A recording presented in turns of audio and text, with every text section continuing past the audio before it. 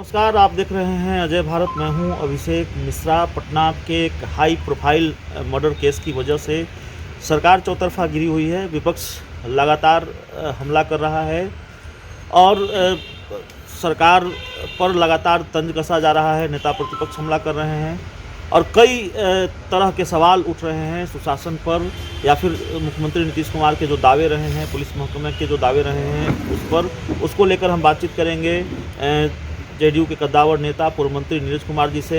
एक बयान अभी आया है शहाबुद्दीन को लेकर आरजेडी की तरफ से, उस पर भी बात करेंगे। तो सर, बयान शहाबुद्दीन से ही शुरुआत कर लेते हैं। आरजेडी ने कहा है कि शहाबुद्दीन आरजेडी में हैं और रहेंगे।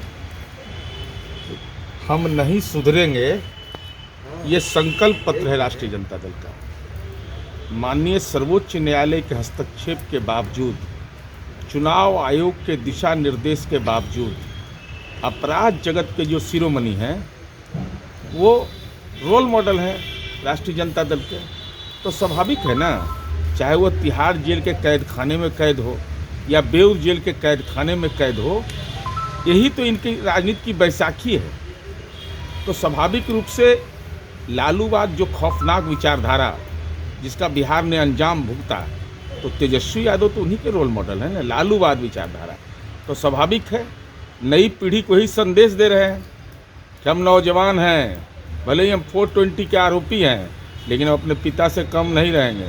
हम भी देंगे अपराध जगत के महत्वपूर्ण जो पैरामीटर हैं उस पर, कौन कितना हत्या का मुजरिम होगा, कौन सजा याफ्ता होगा, कौन किस मामले में। और इसका मानक तो सीधा सीधी है भाई, 10 लाख युवाओं को रोजगार देने का वादा तेजस्वी यादव ने किया था और अपने कलम से विपक्ष के नेता के रूप में पूर्व के कार्यकाल में एक नौकरी देने का मौका इनको मिला अपने कलम से। तो किसको दिया? अनैतिक देह व्यापार अधिनियम के आरोपी को, उनको पीए बनाया। क्योंकि बिना अपराध जगत से जुड़े हुए धारा अगर नहीं लगेगा तो तेजस्वी यादव को लालू जी की तरह नींद नहीं आता है कि हमारा फॉलोअर कौन होगा। तो बिहार की जनता को शुक्र है कि उसने जनादेश दिया। बिहार की जनता ने एनडीए बार इस्तीफा मांग रहे हैं, पत्र भी लिखा है मुख्यमंत्री जी को।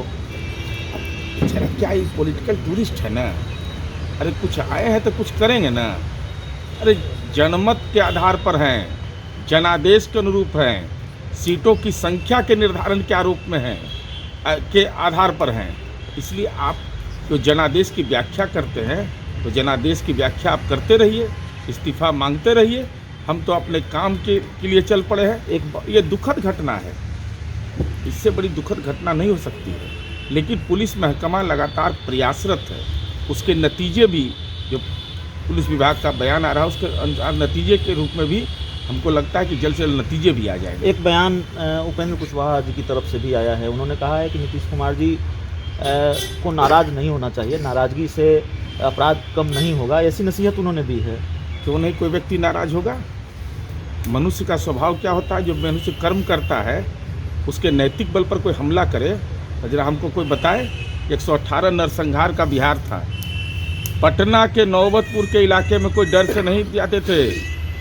और मोकामा तो मेरा घर है ना, 149 मर्डर हुआ था, 149 केवल नगर परिषद में। आज कोई हिम्मत नहीं कर सकता है कि किसी गली में हथियार लेके घूम जाए। तो ये तो माननीय नीतीश कुमार जी ने ही इस काम को किया। उन्हीं के शासनकाल में उस आदमी की यूएसपी पर कोई इस ढंग से हमने। अरे तेजस्वी यादव, आपको याद नहीं है, मेमोरी पावर बाबा रामदेव वाला जड़ी बूटी नहीं खाते मैदा बटी। महागठबंधन की सरकार थी बिहार में, बड़े राजनीतिक दल के रूप में राष्ट्रीय जनता दल था। शहाबुद्दीन पर कार्रवाई हुई कि नहीं? राजवल्लभ यादव पर कार्रवाई हुई कि नहीं? हमने यह नहीं देखा कि सरकार चली जाएगी, हमने कहा कि तुमने अपराध किया है, तुमको जेल जाना पड़ेगा। हम कोई समझौता, उस समय तो जयकारा लगा रहे थे, उप मुख्यमंत्री को जय गए हो, जय हो, जय हो। तो अपराध, लेकिन उसी सरकार में सर, उसी सरकार के मंत्री शहाबुद्दीन से जाकर जेल में मिले थे, तस्वीरें वायरल हुई थी। हमने कोई समझौता किया? यही तो यूएसपी हमारा है। आप यही सोचिए कि महागठबंधन, बड़ा राजनीतिक दल, उसके समर्थन की बुनियाद पर सरकार चल रही थी, लेकिन हमने कोई समझौता नहीं किया।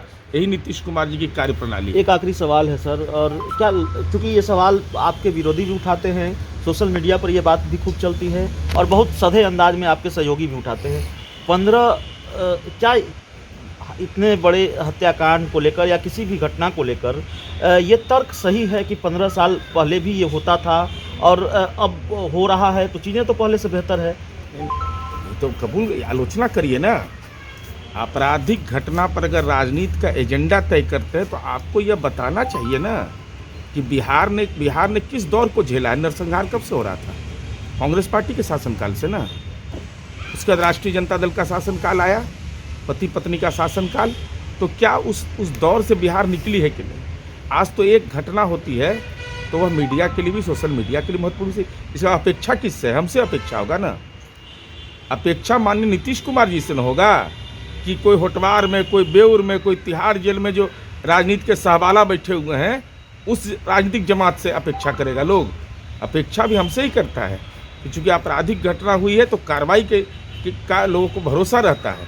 तो कार्रवाई महत्वपूर्ण होता है और कार्रवाई में जाति, वंश, धर्म, गोतिया इसका भेदभाव नहीं।